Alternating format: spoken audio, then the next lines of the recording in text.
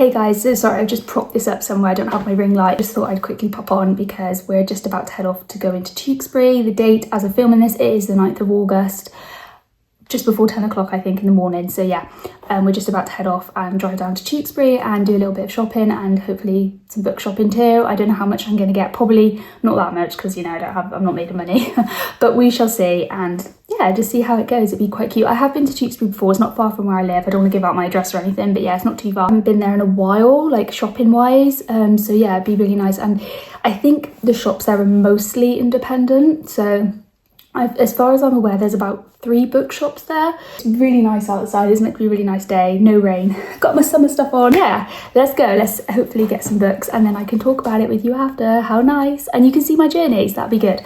So yeah, I shall update you as and when I do stuff.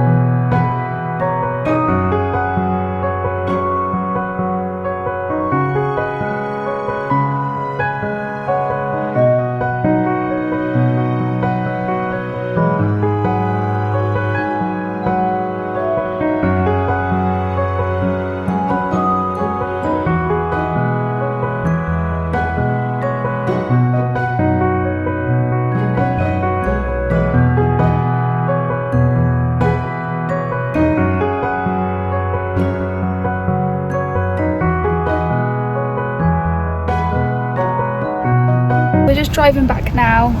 It's been about what, three hours, something like that. It's about 2:45 now, so we got here just after, what was it, just 11:15, so yeah, we just went for a nice river walk and now we're going back. It's been a really lovely day, really sunny, and when I get home I will show you all the stuff that I bought. Hey guys, so I thought I would just come on here to wrap up the vlog and tell you a little bit about what we got up to.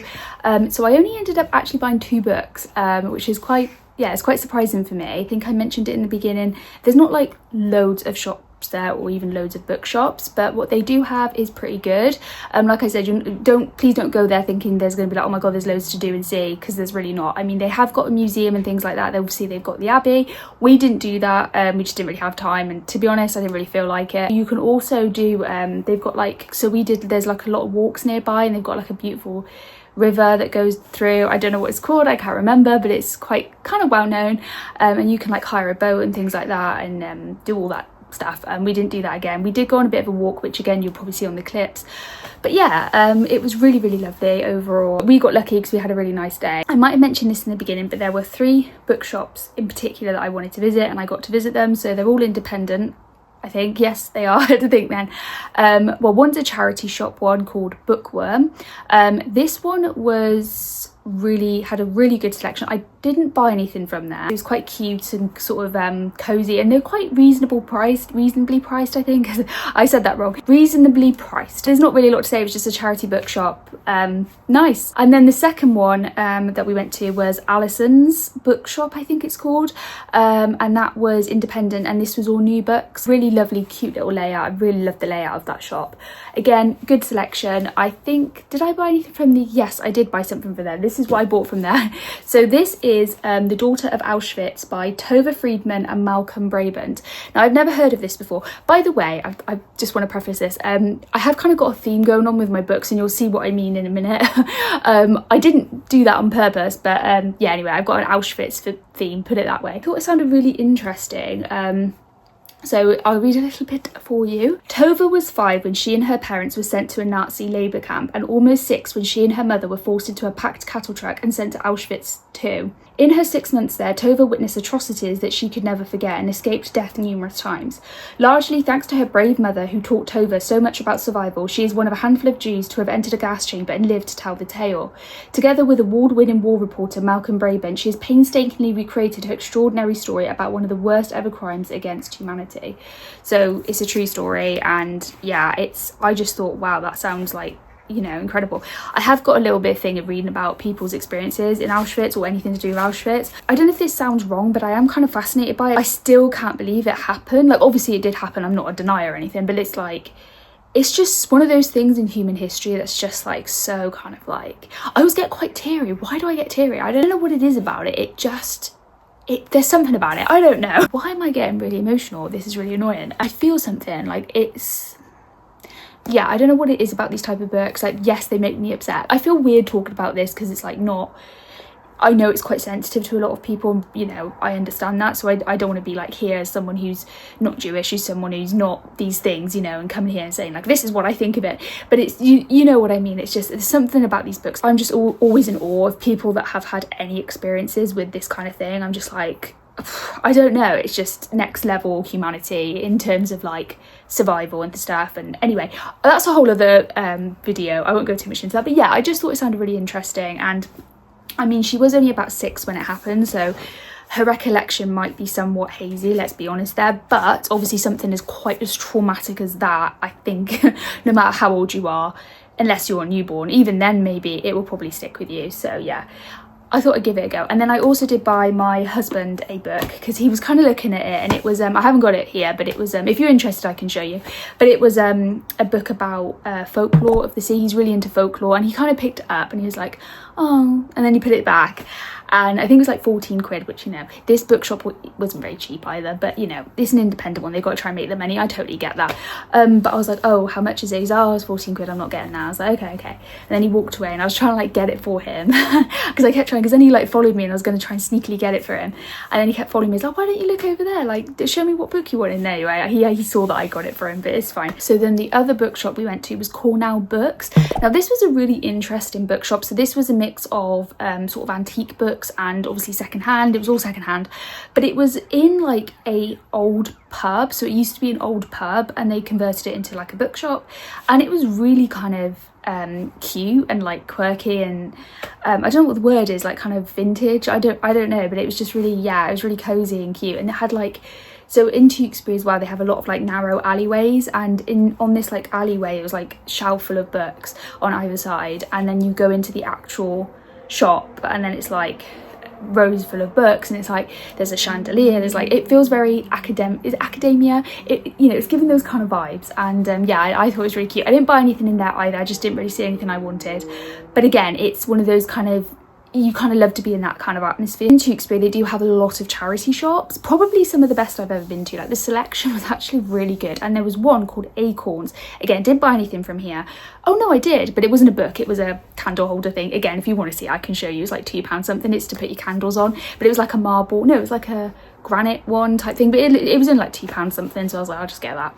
But it was great, and I think it's in one of my clips, but it was huge. It's like, you know, like in America they have like these great big thrifting stores, those thrift stores, and they're like huge, and you're like, huh. In the UK we have some places like it, but generally charity shops are quite small, and like it was like a massive, it was like one of the biggest ones I've ever been to. I really recommend going there. They did have books as well, and they were quite reasonably priced as well. Actually, most of the stuff in the Tewkesbury charity shops were I thought was quite reasonably priced, and their charity shop books were like £1 or 50p, or the highest I ever saw them for was about £2 or just over. I went to one of the charity shops called St Richard's Hospice, I had to get that right.